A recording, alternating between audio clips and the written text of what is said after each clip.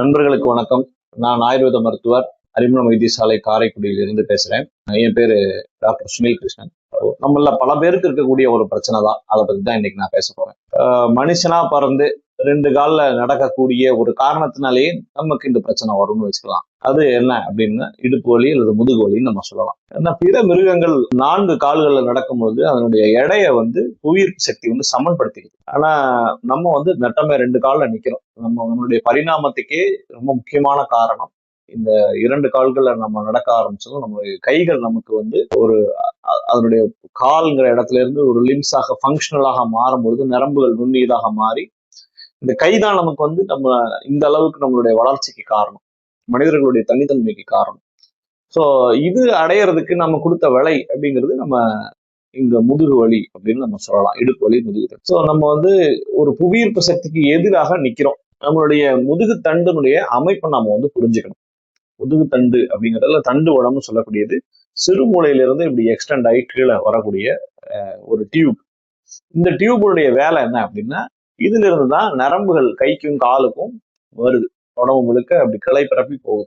இந்த முதுகுத்தண்டை சுத்தி கவசமாக இருக்கக்கூடியதுதான் நம்ம சொல்லக்கூடிய தண்டு வடம் அப்படின்னு சொல்லக்கூடியது. நீங்க வஜ்ராயுதம் அப்படின்லாம் சொல்லுவீங்க. அது முதுகு தண்டு தான் வஜ்ரம். வஜ்ரம்ங்கிறது வைரம், வைரம்ங்கிறது வஜ்ரம், ரெண்டும் ஒண்ணுதான். அது நம்ம வஜ்ரம்ங்கிறது முதுகு தண்டையும் குறிக்கக்கூடியது. முதுகு தண்டுல இருந்து செய்யக்கூடியதுதான் வஜ்ராயுதம். அதுதான் இந்திரன் கையில வச்சிருப்பான். அப்புறம் வஜ்ராசனம்னு ஒண்ணு பண்ணுவீங்க. அதுவும் எதுக்காகன்னா உங்களுடைய முதுகு தண்டை வலுப்படுத்துறதுக்காக உள்ள ஆசனம். ஸோ வைரம் மாதிரி நம்மளை காக்கக்கூடிய ஒரு இடம் தான் அந்த தண்டோட எலும்புகள், முதுகு தண்டோட எலும்புகள். 33 எலும்புகள் இருக்கு. கழுத்துல செர்விக்கல்னு சொல்லுவோம், அதுக்கப்புறம் தொராசிக் வெர்டெப்ரேன்னு சொல்லுவோம், அதுக்கு கீழே லம்பார் வெர்டெப்ரேன்னு நம்ம சொல்லுவோம். இதுல இந்த தொராசிக் வெர்டெப்ரேல அந்த அளவுக்கு பிரச்சனை இருக்காது. நீங்க தண்டுவடத்தினுடைய படத்தை பார்த்தீங்கன்னாலே இயல்பாவே மேல இப்படி ஒரு வளைஞ்சு, கீழே இப்படி நடுவில் இப்படி வளைஞ்சு, கீழே இப்படி வளையும், ஒரு மாதிரி இந்த மாதிரியான ஒரு ஸ்ட்ரக்சர்ல அது இருக்கும். இந்த 2 முதுகெலும்புக்கு இடையில நம்ம ஜவ்வுன்னு சொல்லக்கூடிய டிஸ்க் இருக்கு. இந்த டிஸ்கினுடைய வேலை என்ன அப்படின்னா, இந்த உள்ள இருக்கக்கூடிய தண்டுவடத்துல இருந்து வெளியே வர நரம்பு இருக்கு இல்லையா, இந்த நரம்பு ஒன்னோட ஒண்ணு இந்த ஒரு எலும்பு இன்னொரு எலும்பு அழுத்தாம அதை காப்பாற்றுறதுதான் அந்த டிஸ்கினுடைய வேலை. இந்த டிஸ்கை எது ஹோல்ட் பண்ணி வச்சிருக்கு அப்படின்னு பாத்தீங்கன்னா, சுற்றி இருக்கக்கூடிய மசில்ஸ், டெண்டான்ஸ் இதெல்லாமும் அந்த முதுகு தண்டை அந்த பொசிஷன்ல ஹோல்ட் பண்ணி வச்சிருக்கு. இப்போ நேச்சுரலாவே என்ன ஆகும், நம்ம புவியீர்ப்பு சக்தியை எதிர்த்து நிக்கிறோம். நம்மளுடைய உடல் எடை மொத்தமாகவே முதுகு, முட்டிக்கால், குதிகால் இந்த 3 இடங்கள்லையும் உடல் எடை இந்த வெயிட் பேரிங் ஜாயின்ஸ் நம்ம சொல்லுவோம். ஸோ இதுல நமக்கு ஒரு சில நேச்சுரலாவே கிராஜுவலா காலப்போக்குல அதுல ஒரு வியர் அண்ட் டியர் ஏற்படும். இந்த தசைகள் இந்த முதுகு தண்டை பிடிச்சிருக்கு. இப்போ நம்ம ரைட் ஹேண்டடா இருப்போம், லெஃப்ட் ஹேண்டடா இருப்போம். அப்போ ஒரு சில தசைகள் இப்போ ரைட் ஹேண்டடா இருக்கும்னு வச்சுக்கோங்க, பவுலிங் ரைட் ஹேண்ட்ல போடுவோம், அது ஷட்டில் ரைட் ஹேண்ட்ல விளையாடுவோம், அது எல்லாமே ரைட் ஹேண்ட்ல செய்வோம். அப்போ இந்த சைடு இருக்கக்கூடிய தசைகள் அதிகமா வேலை செய்யும், அதே அளவுக்கு என்ன செய்யாது இந்த சைடுல இருக்கக்கூடிய தசைகள் வேலை செய்யாது. அப்போ ஒரு ட்ரெயினர், ஒரு ஸ்போர்ட்ஸ் ட்ரெயினர் என்ன பண்ணுவாங்க, இதுக்கு தகுந்த மாதிரி காம்பன்சேட்டரியான எக்ஸசைஸ் கொடுப்பாங்க. ஆனால் நம்ம பெரும்பாலானவங்க அப்படி நம்ம கவனிச்சு பயிற்சிகள் பண்றது இல்லை. அப்படி பண்ணோம்னா அந்த மசில்ஸ் நல்லா ஹோல்ட் பண்ணிருக்கு, நமக்கு எந்த பிரச்சனையும் இருக்காது. அப்படி இல்லாத பட்சத்துல என்ன ஆயிரும், இந்த மசில்ஸ் ஒரு பக்கம் ஓவர் யூஸ், இன்னொரு பக்கம் அப்யூஸ், ரொம்ப கம்மியான யூஸ் பண்ணப்படும் பொழுது இந்த ஜவ்வு இயல்பாவே காலப்போக்கில் ஒரு சைடு நோக்கி விலக ஆரம்பிச்சிடும். ஒண்ணு முதுகு தண்டுவடத்தை நோக்கி போய் குத்தலாம், அல்லது தண்டுவடத்துல இருந்து வெளியே விலகி போய் நீட்டலாம். அப்போ இந்த ஒரு எலும்பு இன்னொரு எலும்போட அந்த நரம்புல படலாம். ஸோ இது என்ன ஆகும், நமக்கு காலுக்கு போற நரம்பு இது அஃபெக்ட் பண்ணும். முதல்ல முதுகு வழியாக, முதுகு பிடிப்பாக ஆரம்பிக்கும். முதல்ல இந்த தசை வழியாகத்தான் இது ஆரம்பிக்கும். அதுக்கப்புறம் அடுத்த லெவல், நெக்ஸ்ட் லெவல்ல அந்த நரம்பு எது அழுத்துதோ அந்த நரம்பு போற பாதையெல்லாம் உங்களுக்கு வலி இருக்கலாம், அல்லது மரமரப்பு இருக்கலாம். சில சமயங்கள்ல நமக்கு நரம்புல 2 இருக்கு, மோட்டார் நர்வ்ஸ், சென்சரி நர்வ்ஸ் நம்ம சொல்லுவோம். ஸோ செயல்படு திறன் குறையலாம். அதுக்கப்புறம் எரிச்சல், இந்த மாதிரியான சிம்டங்களும் வரலாம். ஸோ அப்போ இந்த முதுகுல நம்ம இது ஆயுர்வேதத்துல இது என்ன பண்ணலாம் அப்படின்னு நம்ம பார்த்தோம்னா, இந்த ஜவ்வை வலுப்படுத்த வேண்டியது ரொம்ப முக்கியமான விஷயம்.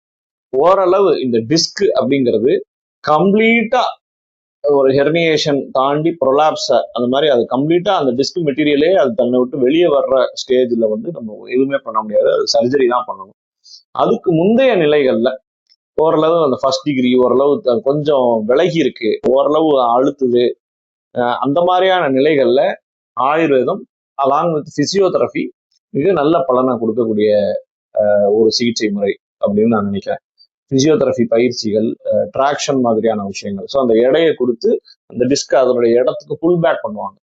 ஆயுர்வேதத்தினுடைய சிகிச்சைகள் வெளியில கடிவஸ்தி இந்த மாதிரியான ட்ரீட்மெண்ட்டுகள், அந்த மசாஜ், ஒத்தனம், அபியங்கம்னு சொல்லக்கூடிய இது எல்லாமே வந்து வெளியில அந்த மஸ்குலர் ஸ்ட்ரென்த்தை கொஞ்சம் வலுப்படுத்தி அதோட பொசிஷனை வந்து நம்ம ஓரளவு ஹோல்ட் பண்ணி வைக்கலாம். என்னன்னா இந்த முதுகு தண்டுல கை வைக்கும் போது ரொம்ப கவனமா வைக்கணும். நம்ம ரொம்ப முரட்டுத்தனமா ஏதாவது செஞ்சிட்டோம் அப்படின்னா அந்த நர்வ் கம்ப்ரெஷன் அதிகமாகிறதுக்கும் வாய்ப்பு இருக்கு. அதனால அதுல ரொம்ப ட்ராக்ஷன் போடும் போதோ எக்ஸசைஸ் பண்ணும் போதோ அது கரெக்டா நம்ம வந்து ஒரு கரெக்டா அளவான அளவை பார்த்து நம்ம ஆட்களுக்கு தகுந்த மாதிரி தான் நம்ம செய்யணும். ஸோ ஒரு எம்ஆர்ஐ அல்லது சிடி ஸ்கேன் எடுத்து அதுக்கு பிறகு அதுல எந்த பொசிஷன்ல இருக்கு, அறுவை சிகிச்சை தேவையா தேவையில்லையா அப்படிங்கிறத ஒரு ஆயுர்வேத மருத்துவரால் முடிவு சொல்ல முடியும். அறுவை சிகிச்சை தேவை அப்படின்னு பரிந்துரைக்கிறாங்கன்னா அதை தான் செஞ்சுக்கணும்.